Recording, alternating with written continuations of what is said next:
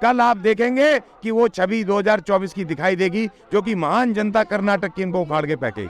माल बहुत है, खरीद लेगी बहुत सारे को, पता है ना आपको। ये सर महान जनता अंग्रेज भी खरीदते थे। ये भारतीय बन में ये बेटियां कौन बैठी है? हिंदू बैठी है, मुसलमान बैठी है, SC ST OBC बैठी है, कौन बैठी है? ये भारतीय बैठी है, बैठी है ये ना? इंडियन बेटियां हैं ना, तो जिनको हिंदू राष्ट्र का चाहिए, हिंदू राष्ट्र में क्या, हिंदू राष्ट्र में हिंदुओं को नहीं मिल रहा? नहीं मिल रहा ना। भारत के महान संविधान ने आर्टिकल 25 ने हमें आजादी दी है। मैं हिंदू धर्म मानूं, मुस्लिम मानूं, ईसाई मानूं, मैं गुरुद्वारे जाऊं, मैं कहीं पर भी जाऊं, मैं मंदिर जाऊं, इस महान संविधान ने मुझे वो दी है। तुम्हारे पैरवी करने की जरूरत नहीं है। आज हिंदू बनने से अगर मेरी बेटियों को इंसाफ नहीं मिल रहा तो मुझे ऐसा हिंदू नहीं बनना। क्या अब संत समाज को ये समझ में आ रहा है कि ये किसी के सगे नहीं है? अब आ गया ना।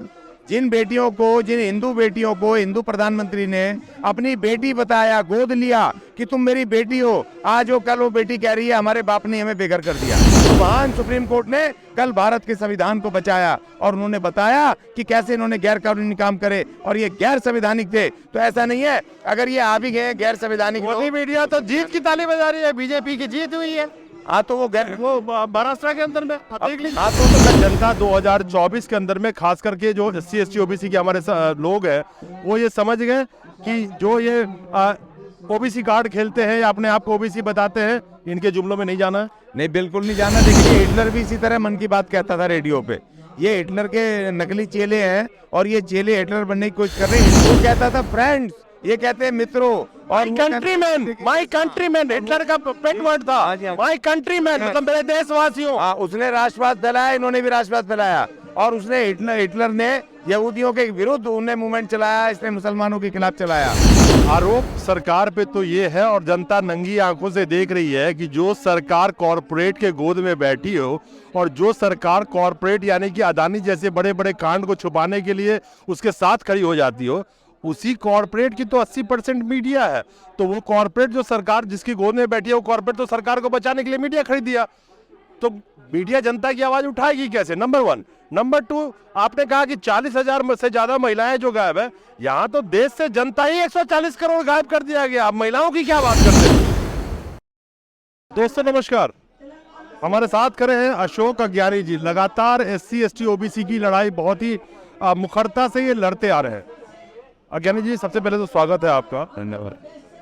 मेरा पहला सवाल आज ये है कि इस देश में जो जनता की आवाज है जिसको उठाने का जिम्मा गोदी मीडिया का था, गोदी मीडिया ही नाम आज की डेट में लोग कहते हैं, चौथा स्तंभ, हमारे देश के जो गोदी मीडिया है उन्होंने एक बहुत बड़ा एक अचीवमेंट किया है, अवार्ड मिला है उनको।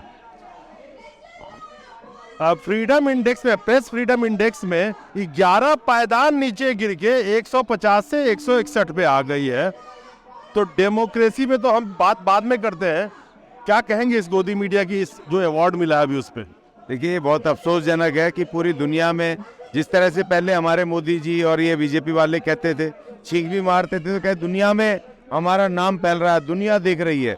और आज जो हमारा नाम फैल रहा है दुनिया में, करप्शन के नाम पे फैल रहा है। आज हम जो गुलाम हमारा मीडिया है, जो गोदी मीडिया है, वो स्वतंत्र रूप से, क्योंकि मुखर रूप से हमारे 4 पिलर हैं जिसमें से कि एक मीडिया हमारा स्वतंत्र मीडिया जो आवाज़ डेमोक्रेसी के पिलरों में से एक चौथा स्तंभ मीडिया होता है। और उसने इस तरह से किया कि जो पक्ष बैठा हुआ है, जो सरकार बैठी है, उसके पक्ष में उसने एक तरफा अपना काम किया, अपने भाषण दिए, अपना सारी चीज़ें की है। तो ये खुल करके दुनिया को दिख रहा है, क्योंकि पूरे दुनिया में चाहे जैसे मर्जी पूंजीवाद हो, जो मर्जी हो, मगर वहाँ पे मीडिया के उस पर आज़ादी पर किसी भी तरह का कोई प्रतिबंध नहीं है। भारत में भी नहीं है। लेकिन भारत में ये बिकाऊ मीडिया जिसको कि गोद में बैठ गया सरकार की, और सरकार से पैसे लेकर के या प्रेशर में, दबाव में ये उन्हीं की भाषा बोल रहा है, जनता की आवाज़ नहीं उठा रहा है। महंगाई है, बेरोजगारी है और ये करप्शन है और डे टू डे जैसे महिलाओं के ऊपर अत्याचार हो रहे हैं। अब देखिए एक पिक्चर आई है अभी, जैसे कि अभी ये केरला फाइल्स जो बनाई है मूवी,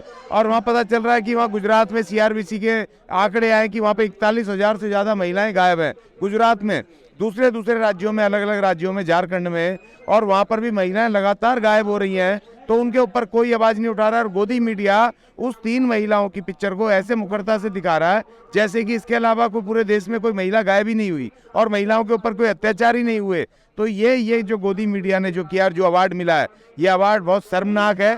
और ये अपमानजनक है एक महान भारत के, उस भारत के जो कि दुनिया की डेमोक्रेसी में, दुनिया में माना जाता है कि बड़ी महान डेमोक्रेसी है और यहाँ स्वतंत्रता है प्रेस को, और ये कोई प्रतिबंध नहीं है प्रेस की स्वतंत्रता पे। ये जो गोदी मीडिया, बिकाऊ मीडिया है, किसी प्रेशर में नहीं कर रहा है उनके तरफ, ये बिक करके पैसे से बिका हुआ मीडिया है, जो बहुत ही अफसोसजनक है और भारत के जो तिरंगे का सर नीचे किया है।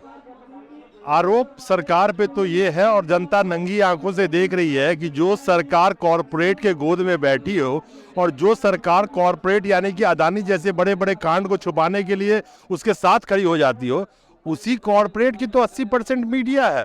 तो वो कॉरपोरेट जो सरकार जिसकी गोद में बैठी है, वो कॉरपोरेट तो सरकार को बचाने के लिए मीडिया खरीद दिया, तो मीडिया जनता की आवाज उठाएगी कैसे? नंबर 1। नंबर 2, आपने कहा कि 40,000 से ज्यादा महिलाएं जो गायब है, यहाँ तो देश से जनता ही 140 करोड़ गायब कर दिया गया, आप महिलाओं की क्या बात करते हैं?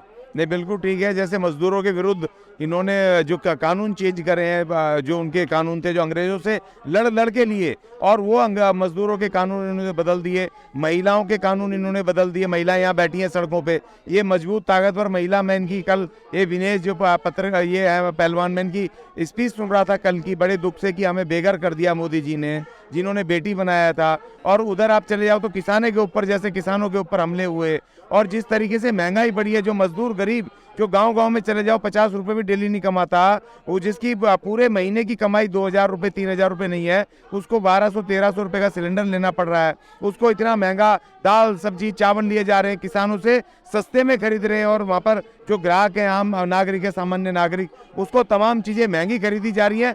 और हमारे मीडिया से ये महंगाई का मुद्दा बिल्कुल गायब है। देखिए, एक अगर सरकारी कर्मचारी जो 80,000 90,000 रुपए कमाता है, वो उसको ये कहना कि मुझे कोई दिक्कत नहीं है, देश के लिए मैं महंगा खरीद लूंगा। लेकिन जो देश की 80% आबादी है, जो ये कहते हैं कि 5 किलो राशन उनको फ्री देते हैं, 80-85 करोड़ जनता जो कि गरीबी रेखा से नीचे है, उसके लिए उस महंगाई का कितनी बड़ी मार है कि उनको तेल सब्जी, अपना जीवन जीने के लिए, बच्चों की पढ़ाई लिखाई के लिए, कपड़े खरीदने के लिए तन पे उनको सोचना पड़ रहा है। आपने कहा कि वो कहते हैं, जो भी कह रहे हैं कि मैं महंगा खरीद लूंगा, कोई नहीं कहता, ये बीजेपी के IT सेल की प्रोपेगेंडा है।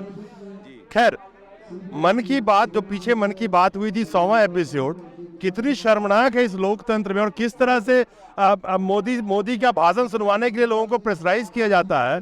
PGI चंडीगढ़ की खबर छपी है कि 36 लोगों को, जो PGI फर्स्ट ईयर और थर्ड ईयर के स्टूडेंट थे वहां पे, उनको मन की बात सुनने के लिए हिदायत दी गई थी, और वो गायब हो गए उसमें से 36 स्टूडेंट, तो उनको जुर्माना और उनको सजा दी गई है। ये कौन सा लोकतंत्र है, ये बताओ मुझे। देखिए, ये पहली बार हो रहा है। देखिए, हिटलर भी इसी तरह मन की बात कहता था रेडियो पे। ये हिटलर के नकली चेले हैं, और ये चेले हिटलर बनने की कोशिश कर रहे हैं। हिटलर जैसा कहाँ बन पाएंगे? हिटलर ने तो करके बताया, तुम्हारी हैसियत नहीं है कि तुम कर दो।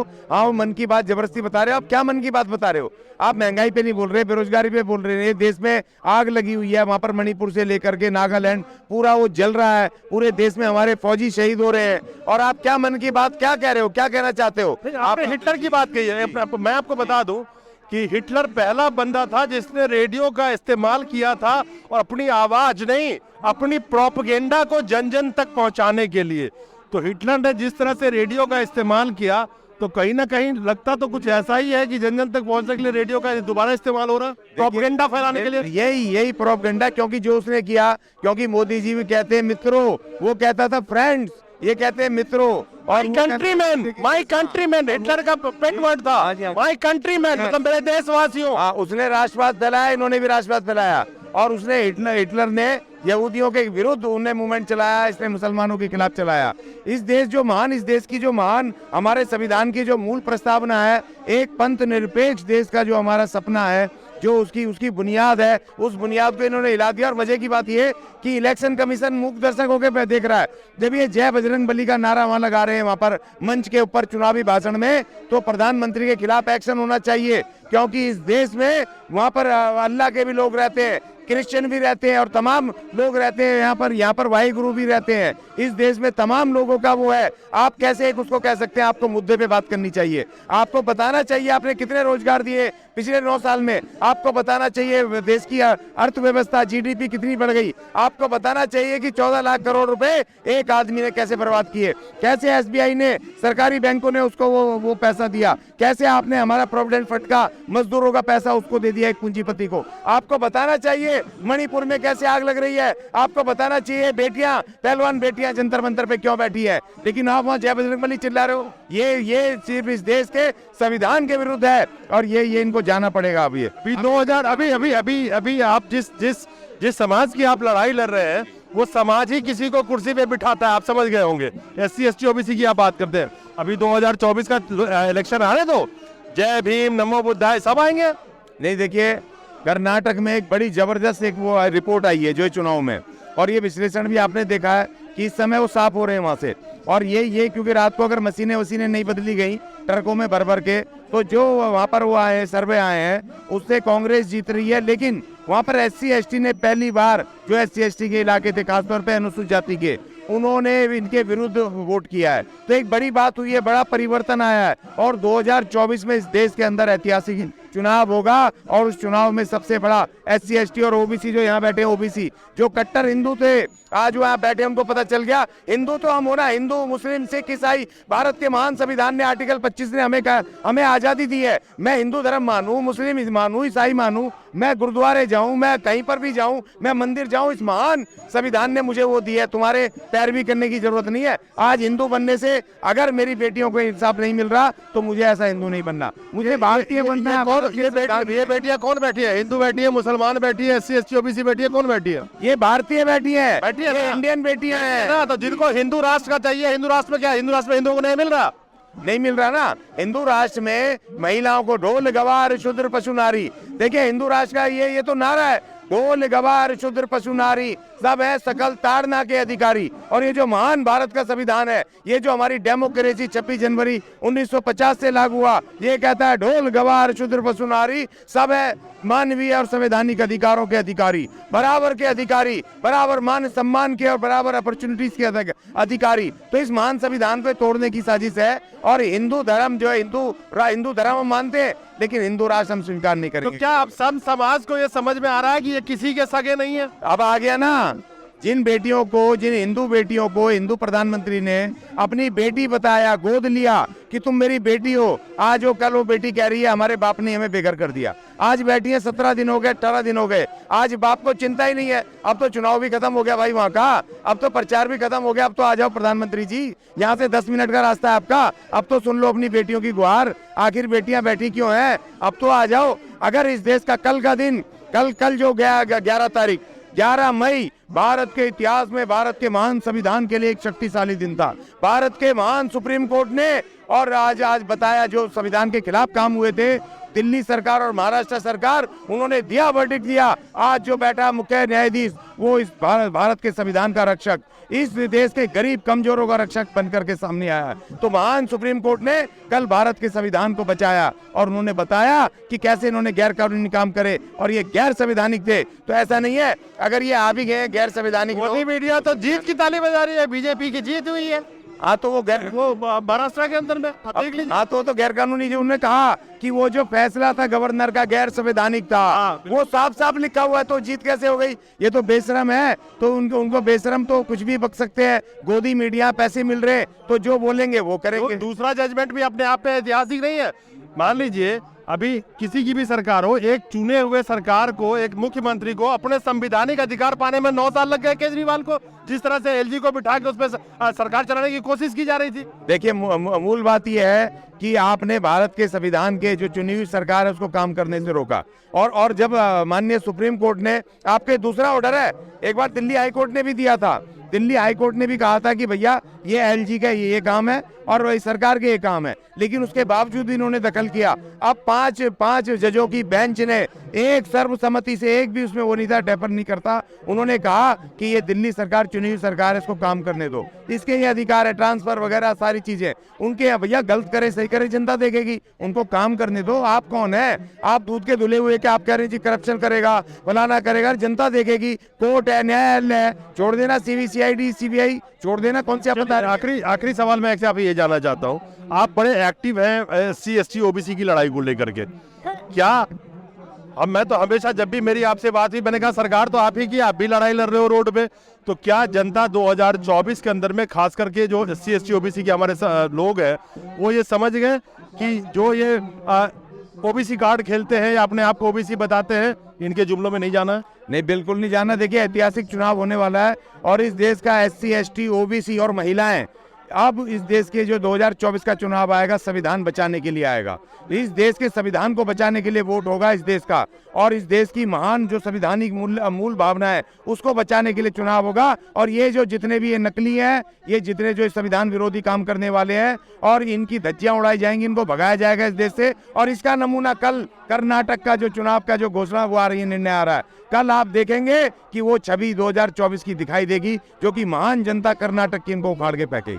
माल बहुत है, खरीद लेगी बहुत सारे को, पता है ना आपको? ये सर, महान जनता अंग्रेज भी खरीदते थे, हमारे बहुत सारे वो चेले का खरीद लिए थे, बड़े बड़े राजे महाराजे खरीद लिए थे। लेकिन इस देश की महान जनता ने, जिनके पैर में चप्पल नहीं थी, तन पे कपड़ा नहीं था, पेट में रोटी नहीं थी, उन्होंने इस देश के अंग्रेजों को खदेड़ दिया। उन्होंने खदेड़ा इस देश की महान जनता को। आप जानते नहीं हो, बड़ी बड़े युद्ध लड़े, बड़ी बड़ी लड़ाई लड़ी है, चाइना से भी लड़े थे ना। जब हम आजाद हुए थे तो 65 की 62 की लड़ाई लड़ी थी, हमने लड़ी थी भूखे रह के हमारे सैनिकों ने। ये महान जनता पैसों से नहीं खरीदी जाती, ये देखती है कि पैसा भी उसका ही खाती है जो संविधान को बचाएगा। इसलिए भैया, तुम पार्टी दे रहे हो तो खा लेंगे, लेकिन संविधान के विरुद्ध करोगे तो तुम्हें भी उखाड़ के फेंकेंगे, इस देश की सीमा रेखा से बाहर करके आएंगे। आदम गढ़वी साहब ने 2 लाइनें बड़ी अच्छी कही थी कि जितने हरामखोर थे कुर्बो जवार में, प्रधान बन के खड़े हैं आज अगली कतार में। शायद वही वक्त आ गया। नमस्कार।